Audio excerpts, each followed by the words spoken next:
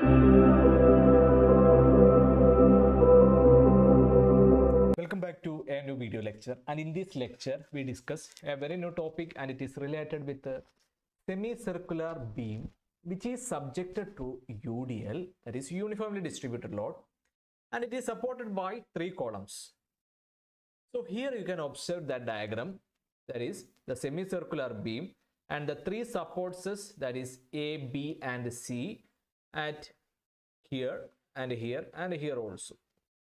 And here you can observe that the UDL is throughout these beams. Okay, in the previous lectures we have discussed about the point load is acting over the semicircular beam, and here we discuss about how the UDL influence will create the shear force, then bending moment, and then twisting moment. So that's the case. So if you observe that these points, this A and B will have the same reaction, since the semicircular beam is acting, and actually this is a similar case related with this beams, straight beams, if this is the case actually. Okay, so in this case the RA will be here, and here if you observe that, let us take those values at the joints A and B be R1, and this joint C is going to be, let us take that joint R2. And if you observe that, if you take the moment at this A and B will be equal to 0, isn't it? The same case will be repeated here also.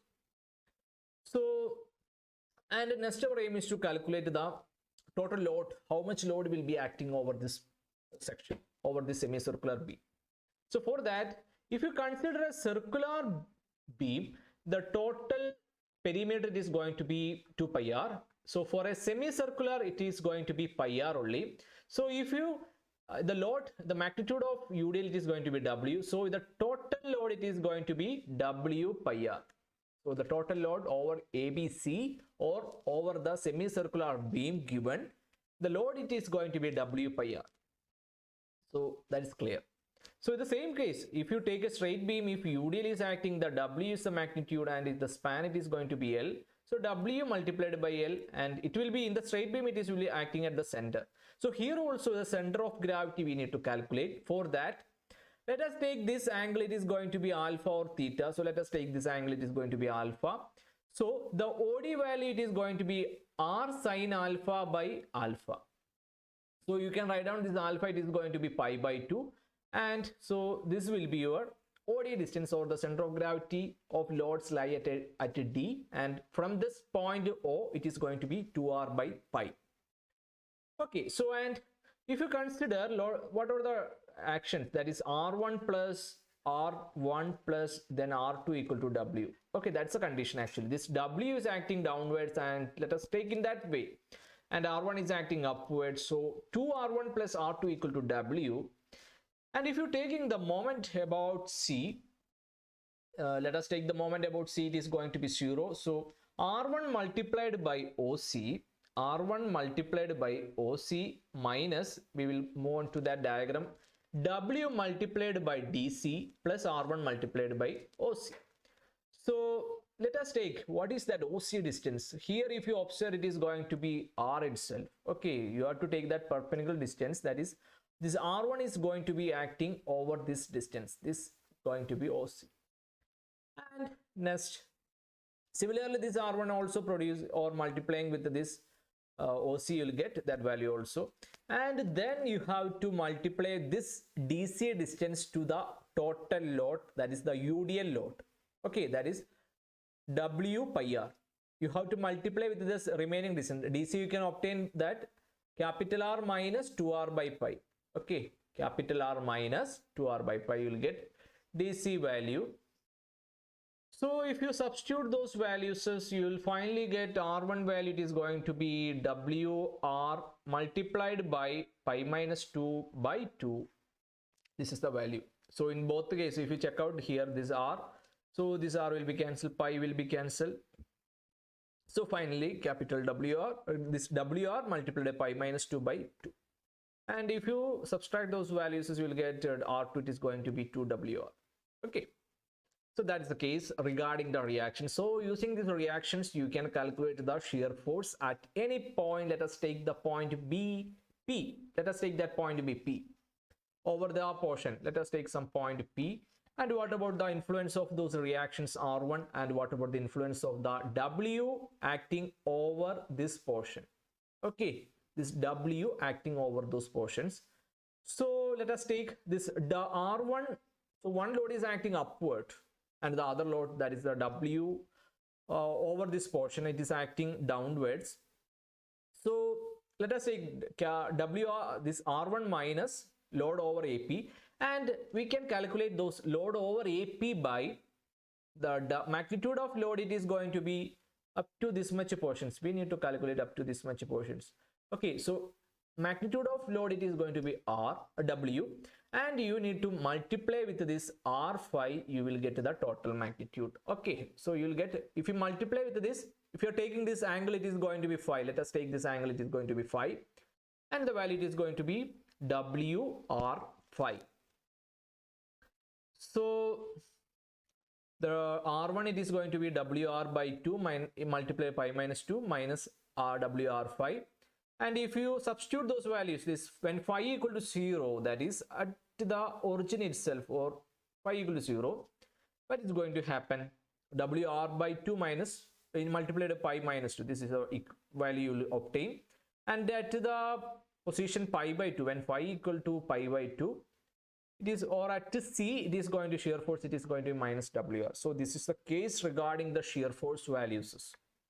Okay. Then coming to the next case, that is regarding the bending moment. Let us take some bending moment at the same position, that is at the point P. So the R1 will be here. Already we calculated those values, multiplied by AH. So let us take that. What is that AH? Let us observe from this diagram. What is that AH? So if you observe from here, this AH you can obtain through that triangle, right angle triangle, that is AH, that is sine phi, it is going to be opposite side AH by hypotenuse, it is going to be capital R. So AH, it is going to be R sine phi, isn't it? So here you can observe R1 multiplied by R sine phi, the perpendicular distance you are taking. Okay, that's why AH it is taken. And then the value of EG, that is the load which is acting over that position multiplied by the perpendicular distance, that is going to be EG. So this is the point. Let us take this point P, and we need to calculate this EG value. Okay, for that EG, let us take this diagram. If you take, actually this E represents the center of gravity of those loads over this position AP. Okay, actually this E is not at the point over this AP, it is actually this point here. So let us take this small triangle. Okay, this EGO, OEG. Okay, and this angle let us represented by 5 by 2.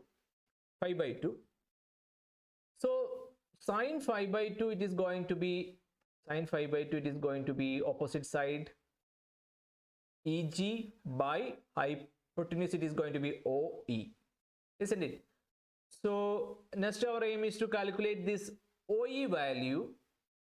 Okay, for finding out that OE value, how you can obtain that OE value? For obtaining that OE value, it will be equal to R sine pi by 2 by pi by 2, 5 by 2.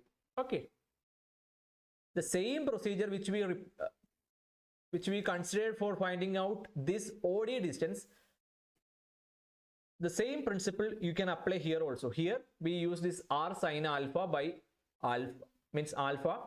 So here only we are taking this 5 by 2 distance. So you can substitute this OE value, that R sine 5 by 2 by 5 by 2.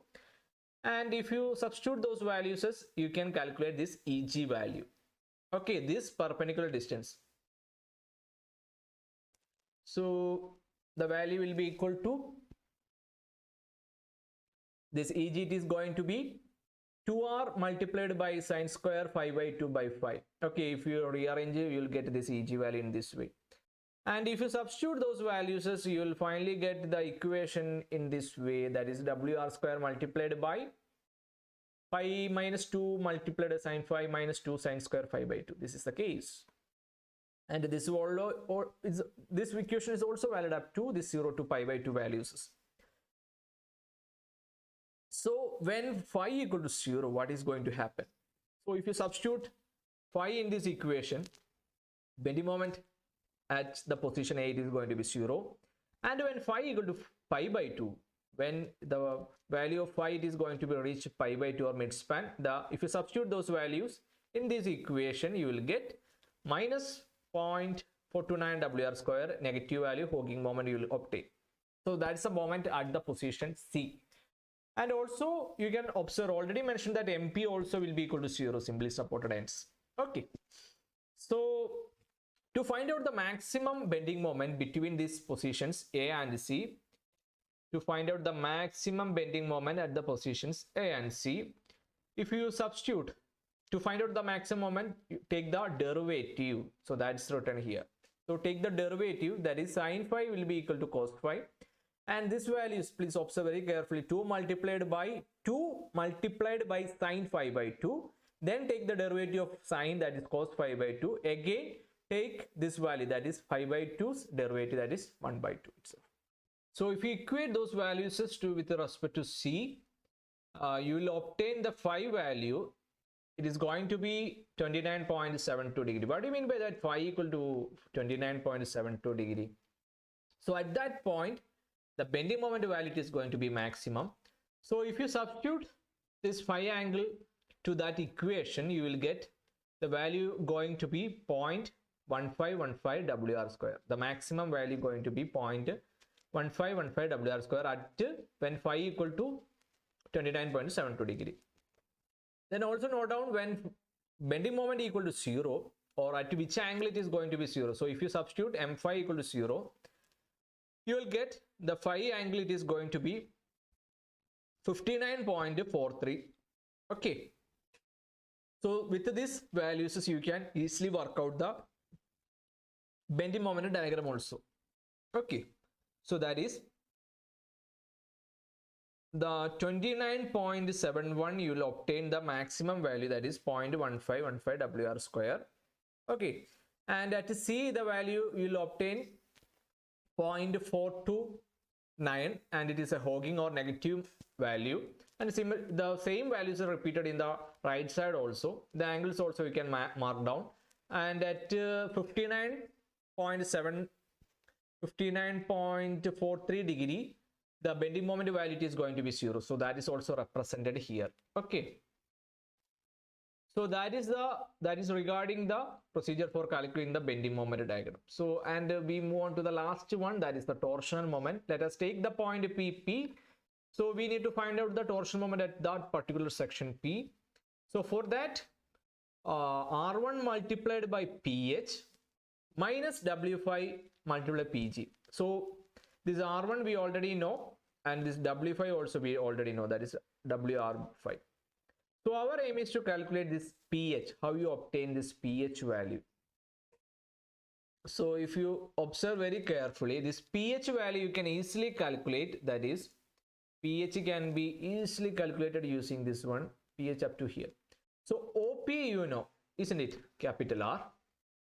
Then what about this OH value? What about OH value? You can easily calculate from this triangle, isn't it? From this triangle you can easily calculate OH value. So OH value, it is going to be R cos phi, isn't it? So this PG or pH value, it is going to be pH value, this value it is going to be R minus R cos phi. R minus R cos phi, isn't it? R minus R cos phi. And what about the PG value? What about PG value?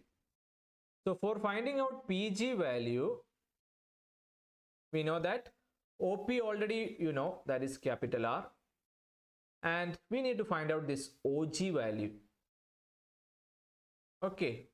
If you got that OG value, then OP minus OG, you will get this PG value, this remaining distance. So for finding out this value, you can apply this value, that is R sine phi by phi, isn't it? Up to this angle it is going to be phi, so you can substitute those values. So the value of G will be acting at a distance of R sine phi by phi, and then you have to subtract R minus R sine phi by phi, you will get this PG value. So then if you directly substitute those values, you will get these equations, and finally you will get this torsion equation this way, that is WR square multiplied by pi minus 2 by 2 minus opening those brackets, pi minus 2 multiply cos phi minus phi, then plus sine phi. That's the case. Okay, so that's the general equation, and we need to apply those values, that is when phi equal to 0, what about those values? M8 is going to be 0, likewise all the values you can easily calculate. So then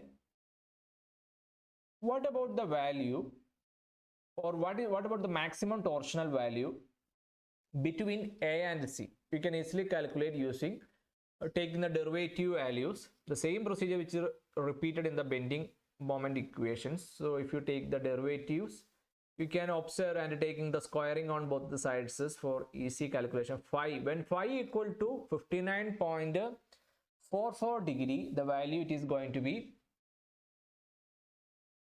59.44 degree, the value it is going to be maximum torsional moment you will obtain, and that value is going to be 0.1047 WR square. So that's the maximum value.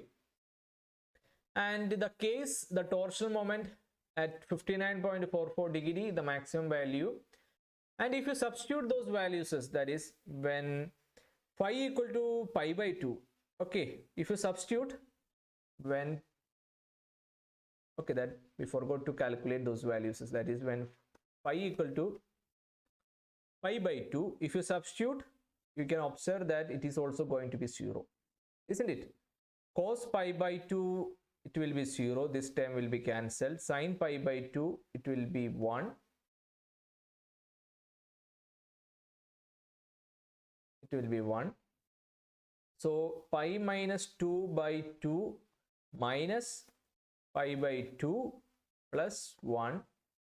So what about if you divide this pi by 2 minus 1 minus pi by 2 minus plus 1. So all the values will be cancelled, and finally you will obtain this torsional moment is also going to be 0. That's why it is written here in this way. So that's the same case will be repeated in the right side also. Okay, so this is the diagram for the torsional moment also. Okay, so today we calculated the shear force value, bending moment value, and the torsional moment value for the semicircular beam which is loaded with the UDL or uniformly distributed load, and it is held down or supported by 3 columns. Okay, simply supported columns. Okay, and we also draw those diagrams also regarding this bending moment and torsion moment. So I hope the section is clear, and with this we wind up today's section. Thank you.